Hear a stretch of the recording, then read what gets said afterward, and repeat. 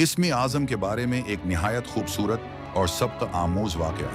हज़रत इन्स बिन मालिक रज़ी अल्लाह इन्हा बयान करते हैं कि एक दिन रसूलुल्लाह सल्लल्लाहु अलैहि वसल्लम मस्जिद में तशरीफ़ फरमा थे। एक शख्स नमाज पढ़ने के बाद दुआ करने लगा। ये दुआ सुनकर रसूलुल्लाह सल्लल्लाहु अलैहि वसल्लम ने फरमाया, उस शख्स ने अल्लाह ताली से उसके इस्म आज़म के ज़रिए दुआ मांगी है।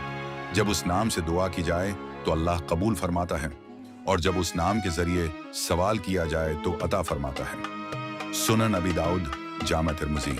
ये सुनकर सहाबा कराम रज़ियल्लाहु अन्हुम को मालूम हुआ कि अल्लाह ताली के पास ऐसे अजीम नाम हैं जिनके ज़रिए मांगी जाने वाली दुआ को ख़ास कबूलियत हासिल होती है। सबक: इस्म आज़म कोई जादुई कलमा नहीं, बल्कि अल्लाह ताली के अजीम नामों के ज़रिए आजिज़ी, यकीन और इखलास के साथ दुआ करना बंदे को अपने रब के बहुत करीब कर देता है। अल्लाह ताली अपने बंदों की दुआएं सुनता और कबूल फरमाता है।